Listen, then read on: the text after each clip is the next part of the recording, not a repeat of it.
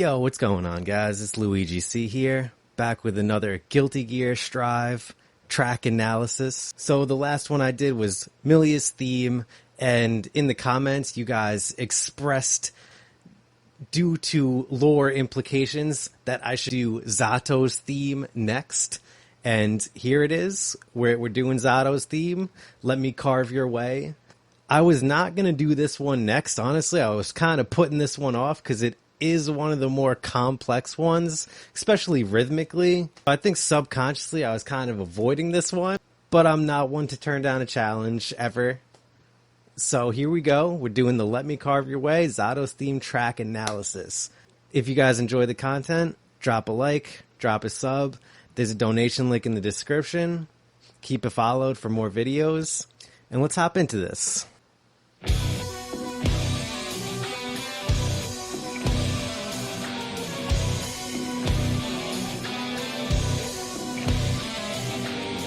So right off the bat, I kind of want to say this, I view this track as being one of the darker tracks on this OST.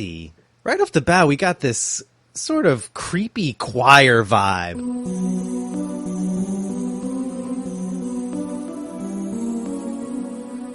Right, playing those kind of ghostly notes there. What the notes that we got is a B minor chord. That's just a B minor chord, and I'll say we're in the key of B minor. All the guitars are tuned down to drop B. I think every track that I've done so far has been in drop B tuning, has been in the key of B minor. So you have this B minor triad, then this little mysterious climb up, and then you get this. So this is a E fully diminished chord. All just minor thirds. Get that really dissonant sound, and it resolves perfectly to the B minor. Listen how this E fully diminished chord resolves to this B minor.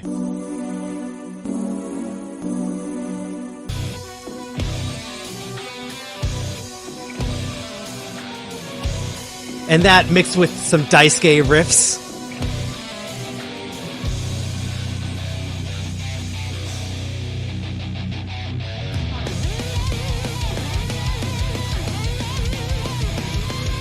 And this riff is just sick.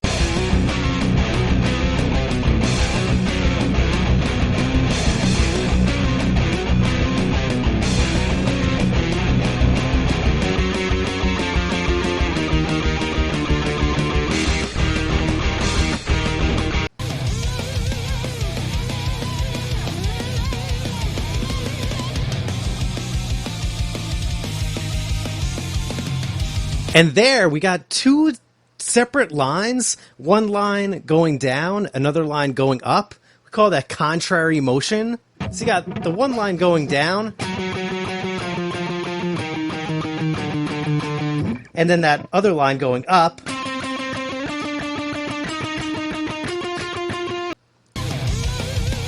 Something you don't hear too often, actually. The rare contrary motion sighting.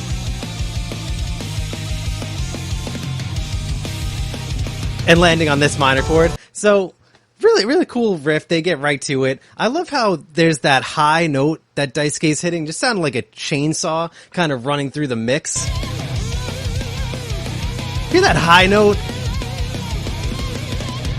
Now, this next part's super cool. I guess I would call this like the verse. Well, let's see what we got here.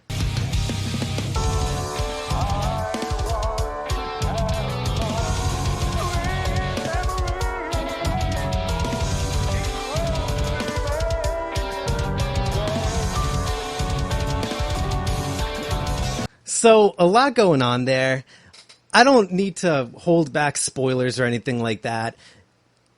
You can hear the ending of this track in that little verse area. So basically what we have is two completely different musical compositions going on at once. We have sort of that chugging Daisuke riffs, and then in the background you have a piano and Naoki kind of doing like some show tune type thing. I don't know. but you have them going on all at once. It creates this really cacophonous sound. And these are completely different compositions. One of the differences is they're in completely different keys.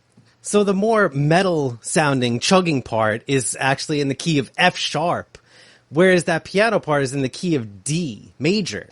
That compositional technique of putting two keys together and playing them at the same time is called polytonality. We started to see polytonality used a lot at the beginning of the 20th century with composers such as Bartók and Stravinsky. You know, these composers would have one part in one key and then another part in another key and just put them right on top of each other and just see what happens. This was when music was starting to get more experimental. So not only are these two different parts in different keys, but the rhythm is extremely different also. Let's see what's happening rhythmically. The guitar part. 1, 2, 3, 4, 5. 1, 2, 3, 4, 5, 6, 7. 1, 2, 3, 4, 5. 1, 2, 3, 4, 5, 6, 7. 1, 2, 3, 4, 5. 1, 2, 3, 4, 5, 6, 7. 1, 2, 3, 4, 5. 1, 2, 3, 4, 5, 6, 7. It's a measure of 5 and then a measure of 7. And that's how I analyze this rhythm. I think that makes the most sense to have one measure of 5, one measure of 7 for where the accents lie and things like that. Now, if we listen to the piano part, 1, 2, 3, 1, 2, 3, 1, 2, 3, 1, 2, 3, 1, 2, 3, 1, 2, 3, 1, 2, 3, 1, 2, 3, 1, 2, 3, 1, 2, 3, 1, 2, 3, 1, 2, 3, 1, 2, 3, 1, 2, 3. It's in 3. So you have this super complex 5 and 7 going against just a really simple 1, 2, 3, 1, 2, 3 feel. Now, to get super complicated about it, it's actually not that much different because 5 plus 7 is 12. Yeah, it's 12. And if you're in 3, if you do 4 measures of 3, that equals 12. 1, 2, 3, 4, 5, 6, 7, 8, 9, 10, 11, 12. So in some weird way, they kind of work together. That's why you hear some parts where it lines up and it sounds correct. But so we had the polytonality, then these two different rhythms we can think of as a polyrhythm. Two rhythms happening at once. Now, Zato is something called a puppet character. That's a fighting game archetype that's characterized as controlling two characters at once. We have these polyrhythms, which are two rhythms at once, polytonality, two keys at once, for a character that's known for controlling two characters at once, the puppet character archetype. A few weeks ago, I would have said this was a coincidence, right? Oh, it's just, they didn't mean to do the polytonality for a character who's kind of polytonality embodied in a fighting game. But the more I listen to these tracks, the more I realize how much care is put into representing the character and how much the lyrics relate to the character and how much the music relates to the character, that this is not a coincidence. Using these compositional techniques of polyrhythms and polytonality for a puppet character, that just makes so much sense. I wonder if this is the first fighting game soundtrack to do that. But yeah, it just shows how amazing the soundtrack is and how deep it goes.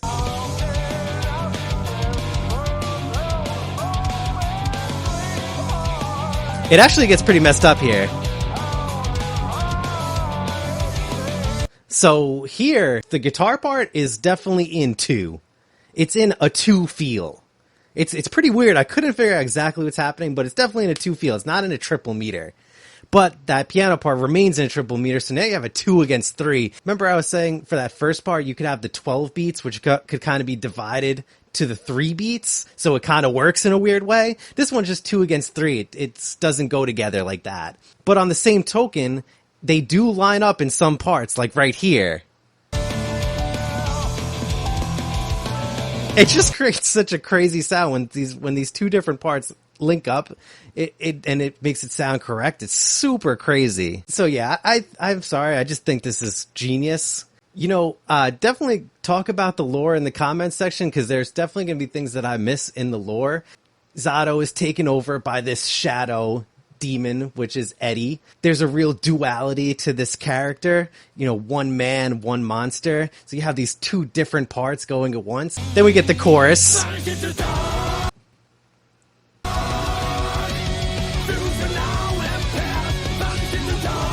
Still Daisuke hitting those high notes, that chainsaw effect.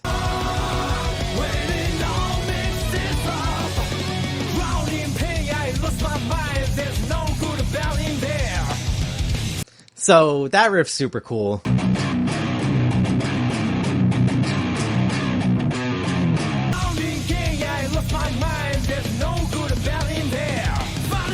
The interesting vocal approach, this entire soundtrack, the amount of vocal approaches that are on this soundtrack is really crazy. Naoki Hashimoto just takes these really interesting turns vocally. You never know what to really expect.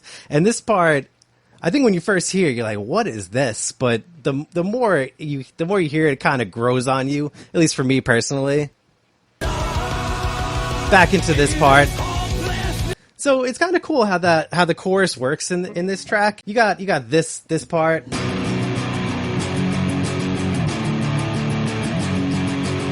Then goes into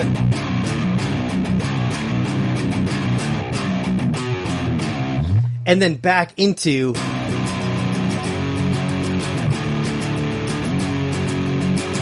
it's kind of cool. The chorus is like two parts kind of sandwiched together.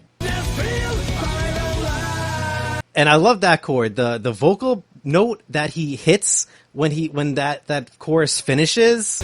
Listen to this. I love how that lands.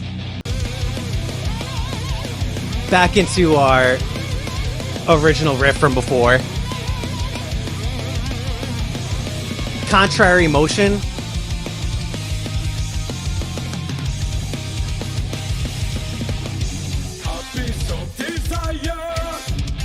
One, two, three, four, five. 1, 2, 3, 4, 5, 6, 7. When I heard this part, I was trying to figure this part out. I'm not even going to bother trying to play it because I kept messing it up. But it's a really complex line. It just is the opposite of what your hands want to do. Exactly like how Zato is for the character. You press the button down and then you lift it up. That's the move. You have to worry about lifting up the button. You have to think about it. It's not just naturally pressing the buttons. It's more complex than that. So the complexity of this track really goes with the complexity of the character too.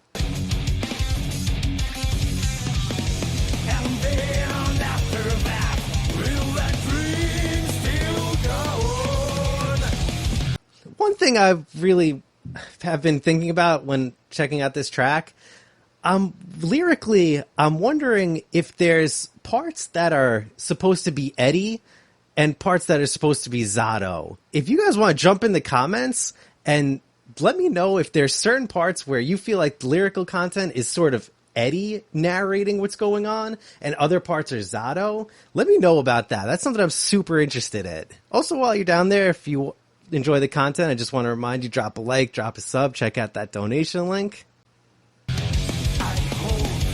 I love this riff right here.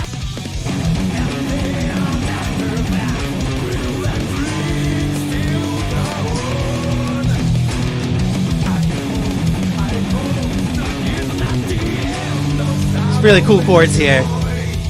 And then back into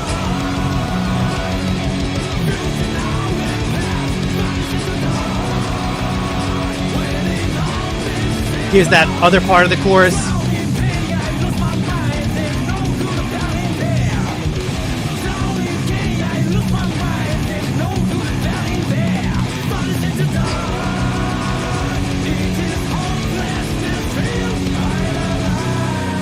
Really cool major chord there. Now, what happens next might be my favorite part in the entire track. So I call this the Cacophonist Section. So here we have some familiar thematic material that we saw earlier in the piece, mixed with these just weird sound effects and these climbing strings. Let's check it out. So there's that opening line with the B minor E fully diminished. Listen to the strings climbing up. Just hitting really dissonant notes.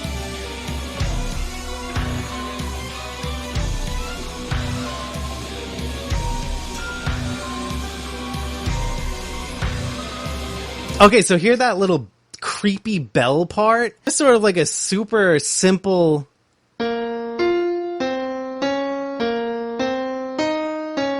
melody in the key of B flat minor. But we're in B minor. All of these crazy sounds, you know, when you have this, That's clearly in B minor. So all this B minor stuff going around, then you have a creepy kind of melody in B flat minor, clashing with the B minor, another instance of polytonality. And I really love the way it's used in this aspect because it's just a simple melody. Nothing inherently too creepy about it, but when you put that like kind of music box tone and superimpose it with that original key, it creates an extremely creepy effect. Something you would find in a horror score, actually. Let's take another listen to it.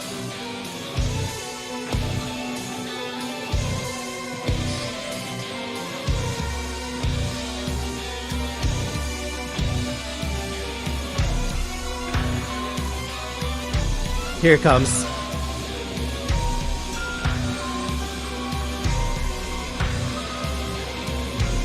So, and then this riff just goes hard.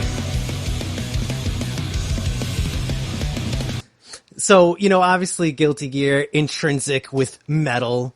There's a lot of different styles of metal that we find on the Guilty Gear soundtracks. You know, especially Strive, there's aspects of nu metal, death metal, prog metal, but the type of metal that is really at the heart of all of this is thrash metal. And here we get a really typical thrash metal riff. Think Metallica, Slayer, Megadeth.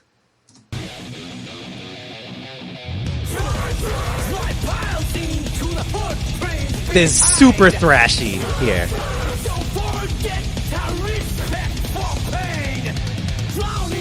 And here we go with this again.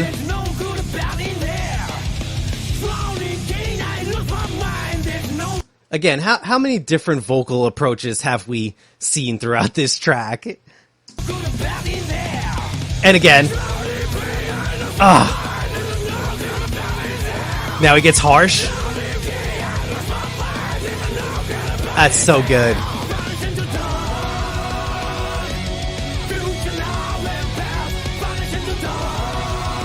Listen to those squeals, the chainsaw riff. And check this out. Additional lyrical content here.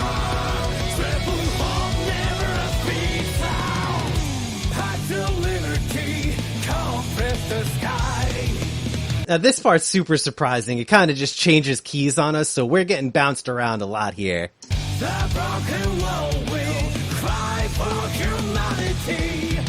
Doesn't stay around long. You get this little transition, and then we get to the part. We've all seen the memes for this part, but this is really just pulling the rug out from under you. When I first heard this for the first time, I was on the train, and I was shocked. Like I wasn't expecting this at all, and that's kind of been the MO for this soundtrack a lot. You can't expect anything. You have to expect the unexpected here. It's a really experimental soundtrack, and I kind of have to get taken aback sometimes. This was composed for a video game. It doesn't feel like that sometimes, and this is one of those examples where it's getting super experimental with it. But let's check this part out. I call this the Georgia part because it kind of sounds like Georgia on My Mind by Ray Charles. I once had some sweet memories.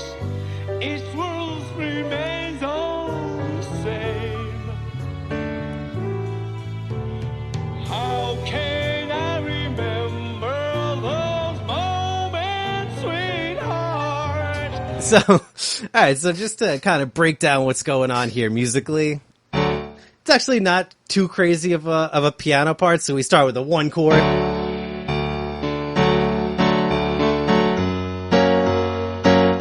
Then we go to a 3. This is probably the most interesting chord here, so it's the 3 chord, usually in a major key. We're in D major, actually.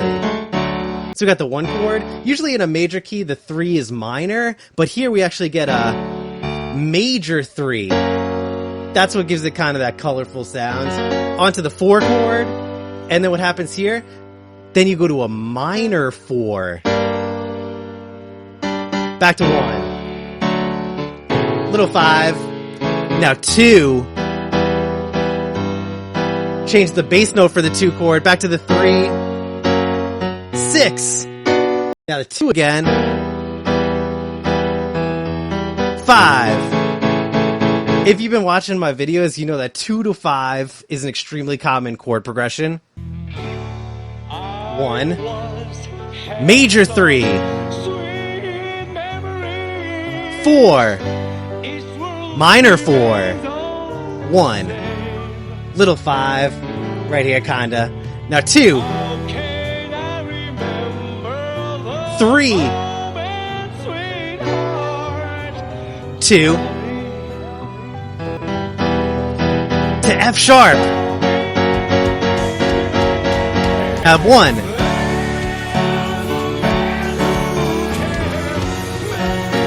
Major 3. 4.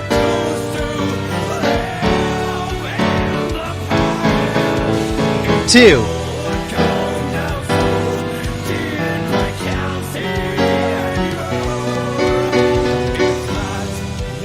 2. 5.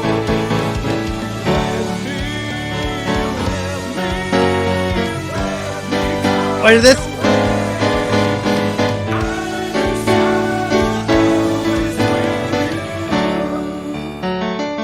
And it ends on 1 like that. It's a sort of R&B-ish, sort of soul-ish, but also at the heart kind of like a show tune type thing. It's extremely theatrical. And remember I was saying I was always wondering, you know, is Eddie narrating some parts? Is Zato narrating some parts? I think this part is definitively Zato talking here, right? All right, guys, so that's going to pretty much do it for me. This one I was definitely super intimidated about, but we got through it. We got there in the end, and it's all good. I think next I'm probably going to do Kai's theme, so keep it locked for that. If you want to enjoy that, definitely drop that like, drop the follow so you can, keep up with what I'm doing. Also, this was sort of like a sister piece for the Millia's theme, so I'm going to have the link for my Millia's theme track analysis in the description, so go and check that one out. Also, check out the donation link in the description.